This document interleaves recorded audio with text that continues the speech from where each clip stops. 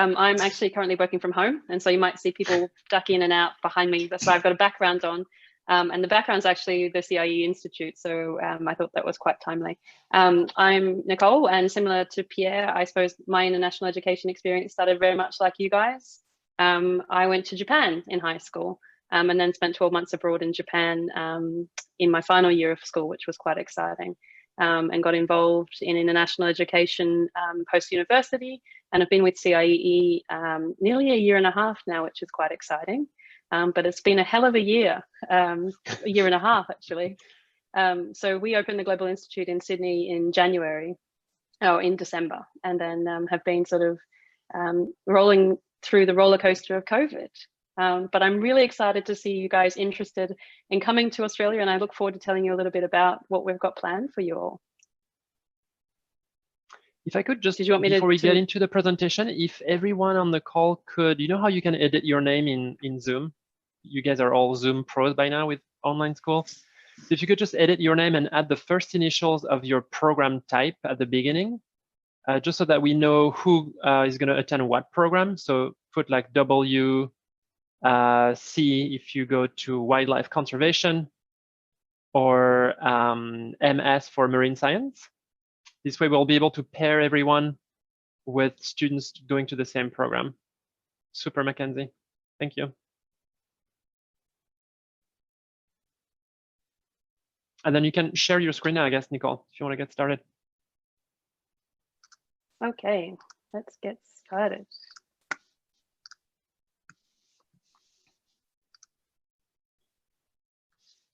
So you will disappear when I share my screen.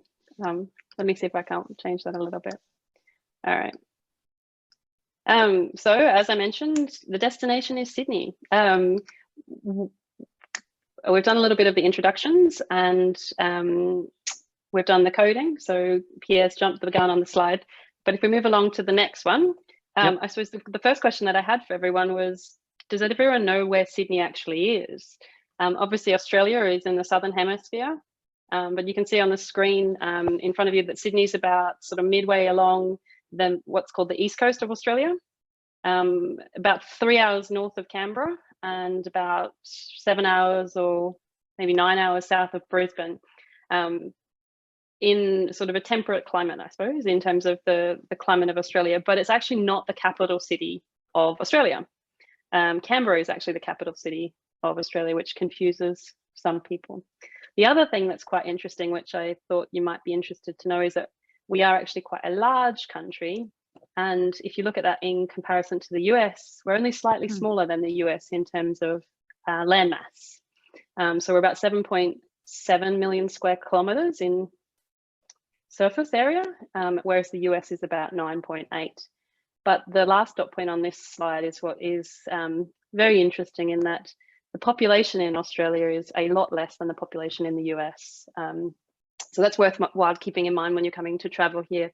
A lot of the students that might come over here and want to do travel after their experience, I think are a little bit surprised sometimes as to how big our country actually is. To fly from the east to the west is about 4.5 hour flight. So it's quite large. In Sydney specifically, we've got about 5 million people.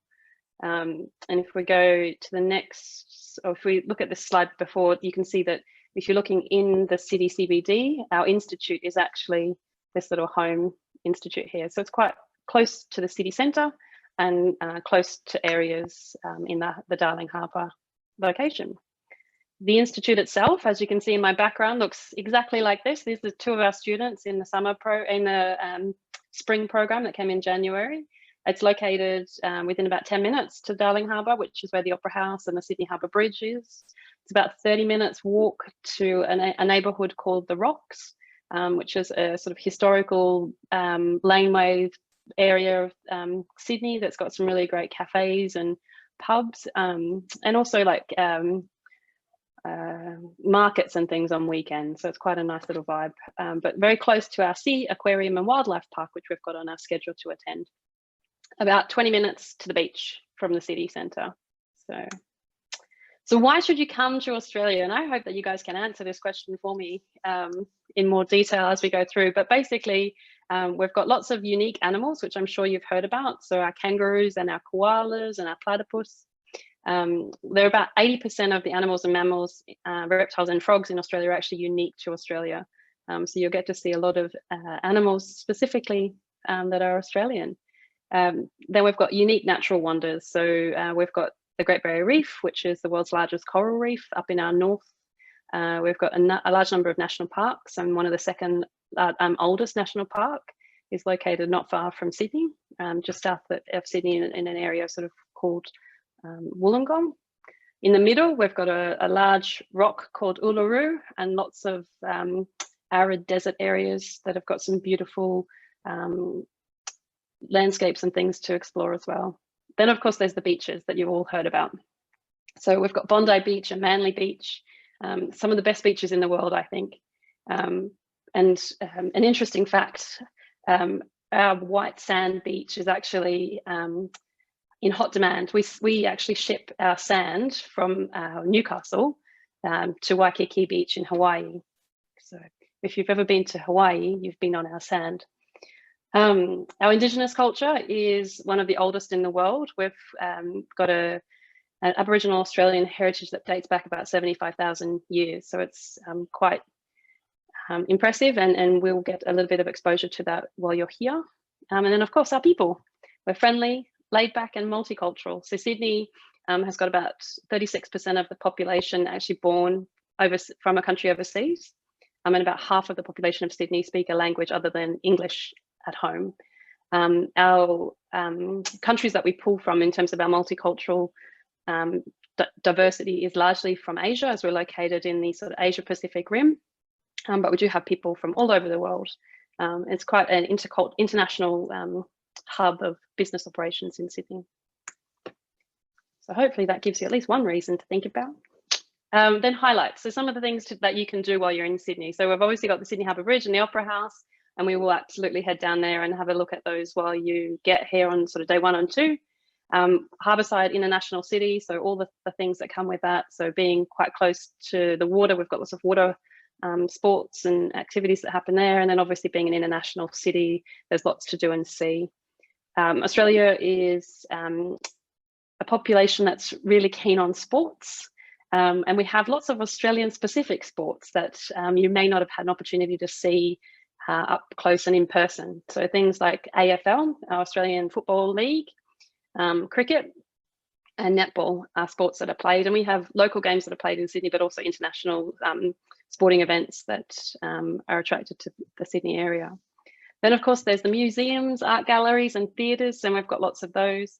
The picture that you're looking at is actually one of our students in the aquarium, which is not far from where we are.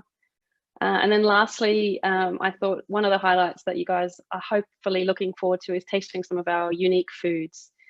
Chocolate Tim Tams are always a hit, Lamingtons, but one that's quite controversial in terms of I haven't met somebody yet that likes it that's not Australian, is Vegemite. So it's a black yeast paste that we put on our toast most mornings, but we make sure that we have some of that available for you guys when you get here. It's like Marmite, right? Very much like Marmite, yes. Yeah, I do like Marmite. Well, that's exciting. It's very salty and good with cheddar. Definitely cheddar and pardon? Crackers. Mm-hmm. Completely agree. So I suppose what's in the program? Basically, a typical week's going to look like a little bit like this. So you'll start in our CIE Institute. So the student lounge is what you're seeing behind us. There are classrooms off to the left of me, I think. And then we will spend the morning in the classrooms and learn a little bit about each of the particular topics that you've come to study. And then we'll head out into the Sydney area and actually take some activities and excursions around the city and get a hands-on learning experience. So I'll talk through a little bit about what we'll do in the coming slide. But the first sort of part of the day is really in the classroom. The second part of the day is out and about so that you do get to see the city. We do have some free time built in, which is always good to hear, so that you can actually have a little bit of an explore and see a little bit of the city while you're here. And then lastly, we'd conclude most nights or all nights in the hostel in the CBD. Sometimes we have movie nights, etc. I apologise. I also have a dog, which you will now hear barking. the fun of living at home and working at home. Hang on one second. Yep, he's got her. All right, so daily activities and excursions. So I would imagine that you'll want to surf while you're here. Yeah. So one of the activities that we have on the schedule is to go surfing. We've also got snorkeling. We've got opportunities to get up close and personal with some of the Australian wildlife. So the wildlife park and aquarium, which are in close proximity to the GI, is one of the trips that we'll take. And then we're also going to do an Aboriginal cultural tour through a national park. So you get to hear a little bit about the Aboriginal culture and the heritage. And we will tour the harbour by ferry. So one of the public transport ways of getting around the city is actually by ferry. It's very similar to if you've been to New York, the sort of Manhattan ferry or Staten Island ferry, that sort of experience. So then our programs. So what are you going to learn on the program? So the marine science program is specifically looking at the biodiversity of the Sydney coastline. And we're going to look at gaining some insights into conservational efforts. We've got some professionals that are working in the area that are going to come and have a chat with you guys. We're going to look through the effects of climate change. You'll have an opportunity to undertake some data recording of wave heights and wind direction, strength, air temperature, using both visual measurements and also apps. We'll observe whale migration. I probably haven't mentioned yet, but because Australia's in the southern hemisphere, we're in summer now, obviously. So when you come in summer, it's actually going to be winter. And so the whales are migrating. It's a perfect opportunity to actually see. The timing actually will hopefully work out quite well, and you might get to see quite a few of them. Then obviously we'll look at measures to protect biodiversity and marine protection in some of the marine protected areas in Sydney. And we'll have an opportunity to visit some of the environmental centres and gain some information and insight into conservation management. The guys that are coming to do the Australian wildlife and conservation sustainability, we're looking at more that wildlife conservation perspective, I suppose, and having a look at volunteering in National Park, and the particular organisation is National Parks and Wildlife Services. You also have an opportunity to get up close and personal with our animals. We'll learn about cohabitation, so of urban areas and marsupial. So obviously being a city, how that works with both marine life, but also our wildlife. And then we've got a trip planned out to the Blue Mountains, where we'll learn a little bit about the legends of the Three Sisters, which are 3 mountains out that way. Your accommodation, which I spoke a little bit about, is right in the middle of the city, and you're going to be staying with other students. So hopefully people that are on the call are all going to be staying together, and your program leader. Rooms at this stage will be twin share and same gender. There's common lounge and kitchen areas, and we'll spend every morning at the hostel having breakfast in the kitchen and common areas, and then we'll walk across to the GI. And of an evening, obviously, being that it's quite close to the city centre, some of the dinners with things will be in walking distance of the accommodation. And if not walking distance, there's obviously trains and buses across the city as well that we'll be using while you're here. So lastly, before we sort of break off into groups, I wanted to talk a little bit about COVID-19 and the conditions in Australia. So at the moment, there's a 14-day mandatory hotel quarantine requirement on arrival. Obviously, we're 6 months out from when you guys are traveling, so that may change, particularly with the vaccine that's come of recent introduction. Once you're inside Australia, we can actually move quite freely across the country at the moment. So as of this week, all of our states are actually open, and we can travel domestically across all parts of Australia. Social distancing does remain in place. So you can see on the picture, there's a 1.5 meters social distancing requirement, but masks are not mandatory, but they are in some locations. So for example, the Apple store. If you want to go into the Apple store, you are asked to put a mask on. They provide you with a mask to go in. But to go grocery shopping, for example, you don't need a mask. And public transport, it's not mandatory at this stage either. There's sanitizer everywhere. So on every entry into every cafe or grocery store or shop their sanitizer. And in cafes, you're actually asked to check in, which means that you have to use a QR code to register your details so that they know who's dining in their cafe. And I suppose the reason for that is the contact tracing that we have across Australia. So in a situation where we do have a case, we are able to, or the government is able to quickly identify people that have been in those locations where there's been a case identified. COVID tests are available for free in multiple locations across the city. And most importantly, our COVID cases remain really low. I wanted to just so give you some perspective in terms of what we're dealing with. So in the last 24 hours, we've had 12 new cases in the country. We have 50 active cases across the country, and 30 of those are in hospital.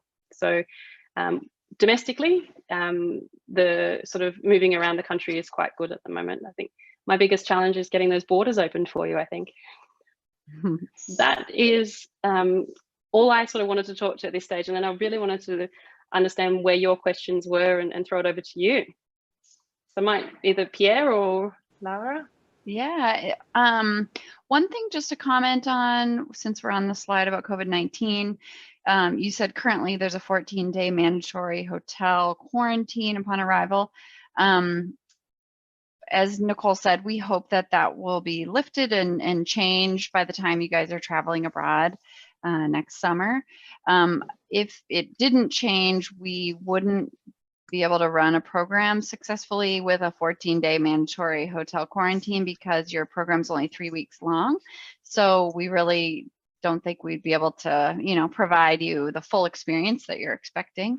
So just if you look at that and think, oh no, I'm going to have to be in quarantine for 14 of my 21 days of the program, unfortunately, that's not the case. We wouldn't be running the program if that guideline was still in place. But fingers crossed, things continue to improve and we're able to travel there.